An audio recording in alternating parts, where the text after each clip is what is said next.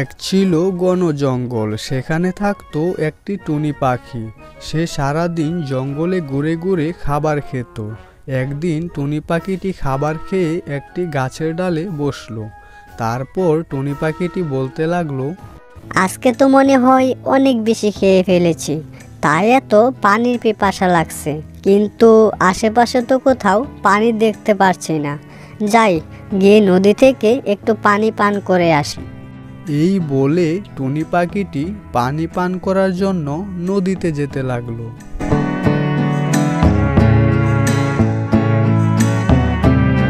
নদীর পাড়ে বসে থাকতো একটি কুমির।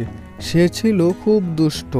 সে কাউকেই এই নদী থেকে পানি পান করতে দেয় না। ঠিক তখনই টুনি পাখিটি উড়তে উড়তে এই নদীতে চলে আসলো। এই টুনি, তুমি এখানে কি করতে এসেছো? তুমি কি এই নদী থেকে জল পান করতে এসেছো? কিন্তু আমি তো কাউকেই এই নদী থেকে জল পান করতে দেই না, কারণ সবাই যদি এই নদী থেকে জল পান করে তাহলে তো নদীর পানি শুকিয়ে যাবে। তারপর আমি কোথায় থাকবো?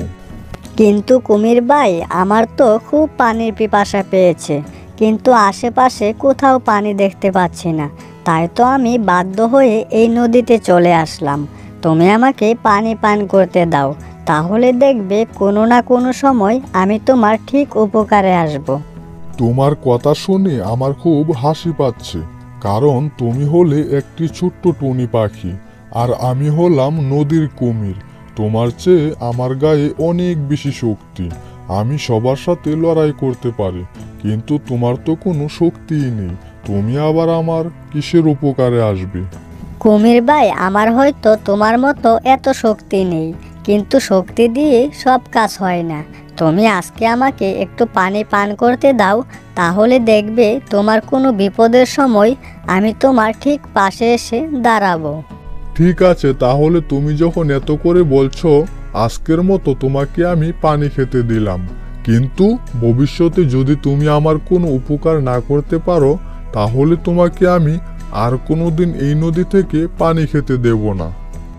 তারপর টুনি পাখিটি এই নদী থেকে মন ভরে পানি খেয়ে নিল এবং তার পিপাসা একেবারে মিটে গেল। তারপর টুনি পাখিটি পানি খেয়ে এখান থেকে আবার জঙ্গলে উড়ে উড়ে চলে গেল।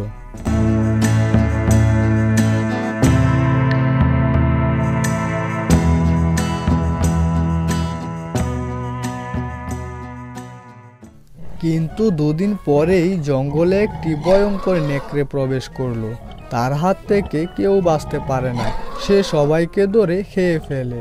সে হাঁটতে হাঁটতে নদীর দিকে যেতে লাগলো।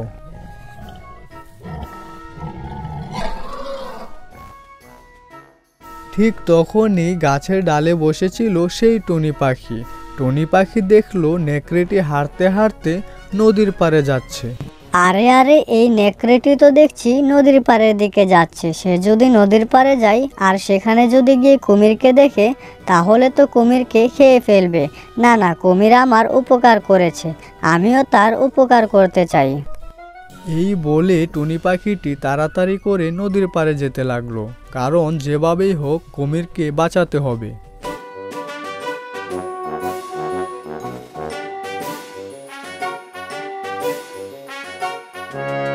কুমির ভাই, আমি গাছের ডালে বসেছিলাম আর সেখান থেকে দেখলাম ভয়ঙ্কর একটি নেকড়ে জঙ্গল থেকে এদিকে আসছে। সে যদি এখানে এসে তোমাকে দেখে তাহলে অবশ্যই তোমাকে খেয়ে ফেলবে। তুমি এক্ষুনি তাড়াতাড়ি এখান থেকে পালিয়ে যাও, আমিও এখান থেকে পালিয়ে যাব। তারপর তারা দুজনেই এখান থেকে পালিয়ে গেল। ঠিক তখনই জঙ্গলের ভয়ঙ্কর সেই নেকড়েটি এখানে চলে আসলো, কিন্তু সে এসে দেখে এখানে কেউ নেই। তাই সে একটু রেগে গেল, কিন্তু কিছুই করার নেই। তারপর সে মন খারাপ করে আবার জঙ্গলে চলে গেল। তারপর থেকে টুনি পাখি আর কুমির একসাথেই থাকতো, কারণ তারা এখন খুব ভালো বন্ধু। তারা সব সময় একজনের বিপদে আরেকজন এগিয়ে আসে।